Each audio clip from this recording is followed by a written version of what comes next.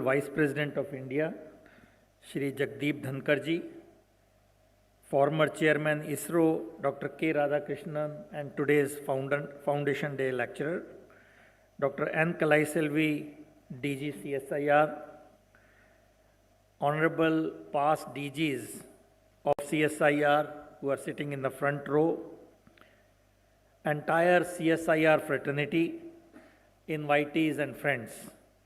It is indeed a great privilege and a pleasure for me to be a part of this 83rd Foundation Day celebration of CSIR. Indeed a momentous day. My felicitation to the entire CSIR fraternity on this very happy occasion. Let me start by quoting Dr. Kalam.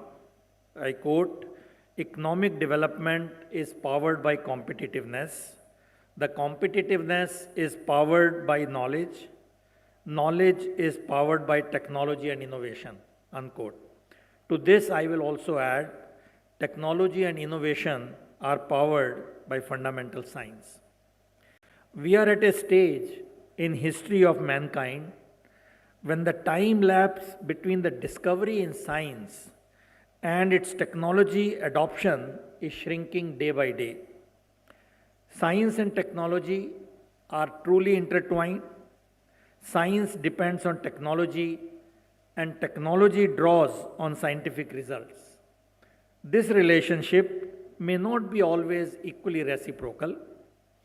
The technology may or may not use the most profound recent results of science, whereas in my observation in the last 50 years as practicing scientist, I have always seen that science always uses most recent and advanced technologies, which in turn leads to newer disruptive innovations and technologies.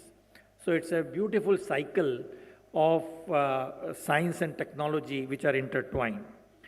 In linear model of innovation, basic research leads to applied research, which leads to product development and then to market diffusion and deployment. The linear model postulates a causal direction starting from the fundamental science.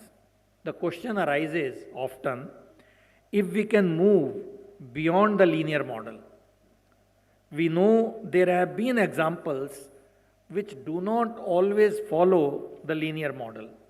For example, you all know James Watt invented steam engine before the laws of thermodynamics were postulated.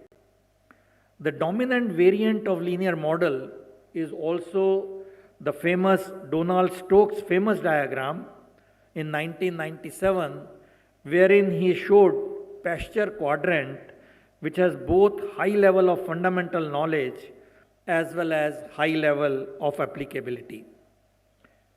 In words of Professor Venki Narayan Murthy, it may be useful, which I find interesting, to describe research not in terms of basic versus applied, but rather in terms of discovery and invention.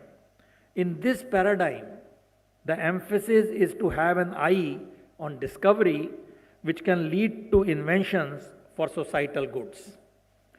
Since science S and industry I are both together in the name CSIR, CSIR is ideally placed to provide a platform for interaction between key partners, government labs, universities, industries, and policymakers. This is already happening. The triple helix partnership between scientists, industry, and government provides a framework for effectively advancing R&D for industry-led, industry-centric technologies, supporting deep tech startups, and fostering innovations. This is absolutely required, you will all agree, for India to move towards its ambitious goal of becoming a 5 trillion economy soon by making India a major product nation. I'll repeat, a major product nation over and above the presently dominant service economy. I am sure CSIR is and will be a major player in this journey. In the end, I wish all the very best to the CSIR family on this Foundation Day and look forward to even more glorious achievements in weeks, months, and years to come. Jai Hind.